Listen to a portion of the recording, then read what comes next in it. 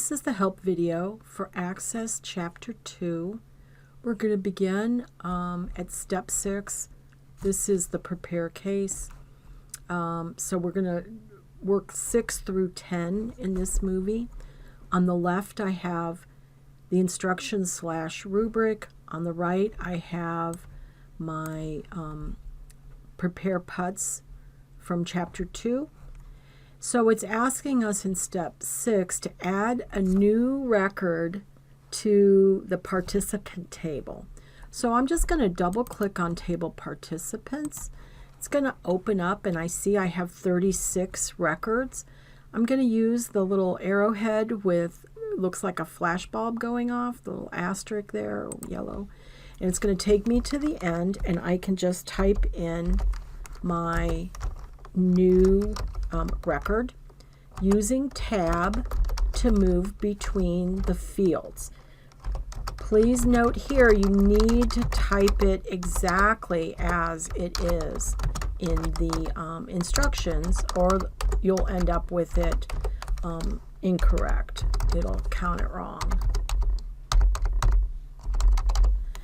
And notice that I still have the pencil. Remember what we talked about last week. As long as the pencil is there, you have not written this record to the file yet. In order to do that, I'm just going to hit tab, and then on the last field I hit tab again. It moves me down a row. That record no longer has the pencil. It has been written. So this step number 6 is done, and it could be found on page 104 in your textbook. All right, so step number 7, that's where we're going to delete data from a table. That's going to be on page 105 through 106. Delete the record for Ethan McShane, participant number 3, from the participant table. Well, I already have it up. So participant ID number 3, Ethan. So I have the record. I need to move to the record selector box left of the row, click, and the way I usually do it is I just right click, delete record. Access is going to give you an indicator and tell you how many records you're trying to delete. So if you're not sure, you can say no. We're going to go ahead and say yes, and that Ethan McShane, participant number 3, is gone. So the next step, which is different from deleting a data like a record, this is we want to delete an actual field or a complete piece of information. This can be found on page 106 of your textbook. So instead of a row, I want to delete a whole column. But it works the same way. You can do it from this view by finding the field that you want, which is corporate phone number, right? We want to get rid of corporate phone number. So I'm going to select it using the field name. The entire column is selected, just like when I did the row. I'm going to right click and I am going to delete the field. I'm going to get a message from Excel, from Access, just to let me know that I'm going to delete this. Yes, I do want to delete it. It's gone, and all the data with it, okay? So you really want to be cautious about doing that. There's no way for me to undo that.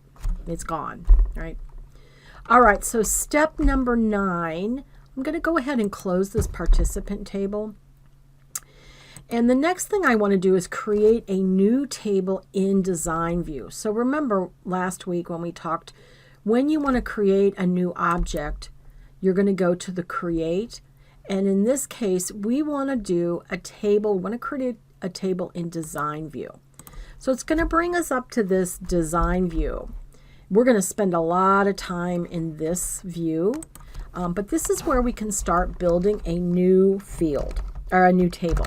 So one of the things, I'm going to just start typing, okay, this step number 9 is on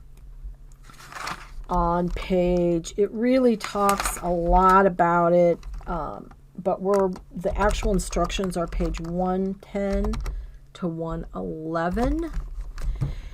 And one of the things that we want to do when we're naming our fields, do you see how it's together and the first letter of every word within the name is capitalized? So that's kind of the camel case.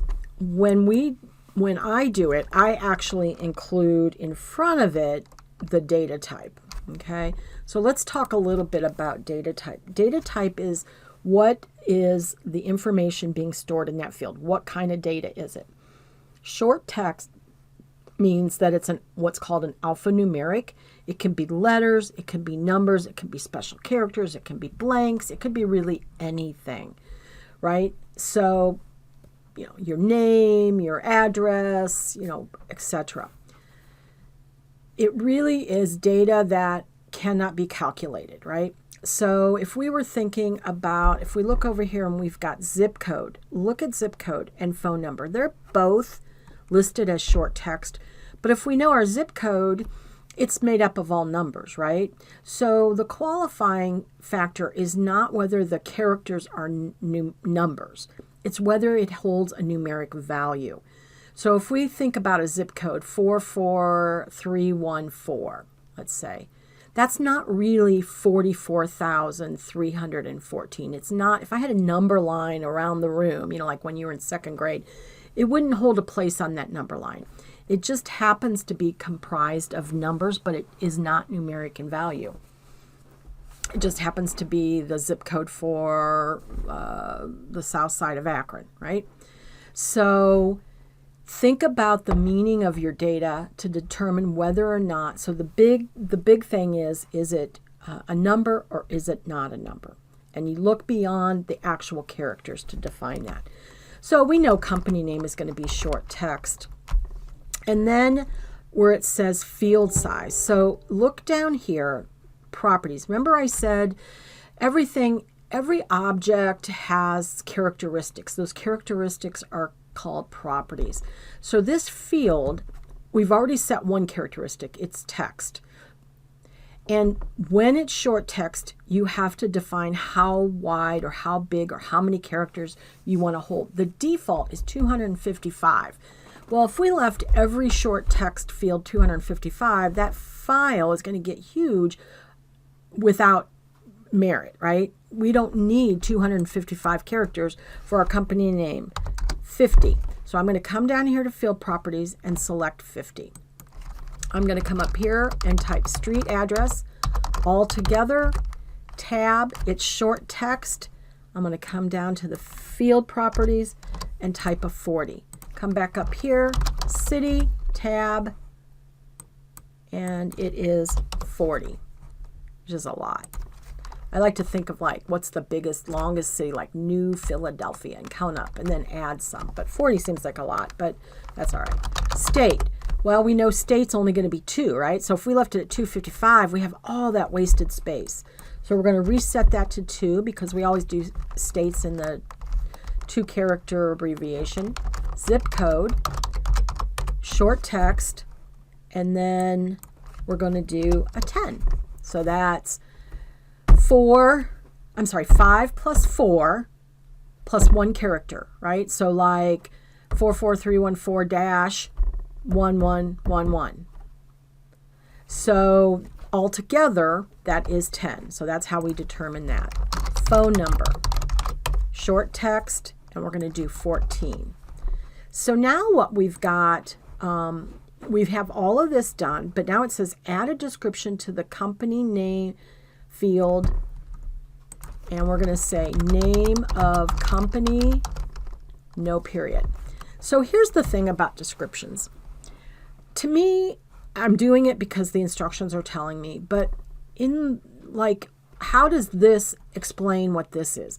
Company name and name of company. I mean, they both tell you that they're company name. So I only do descriptions when the field name isn't really apparent. Like, what more could I say about city? What more could I say, right? It's when you're making field names that are more of an abbreviation or a shorthand that you want to give a description. Or if there's some special thing about that field, then you use this description to document it. We did this because they told us to, but if I was doing it in real, I would not, because name of company and company name are the same descriptive factor. Okay, so then we're going to save this table.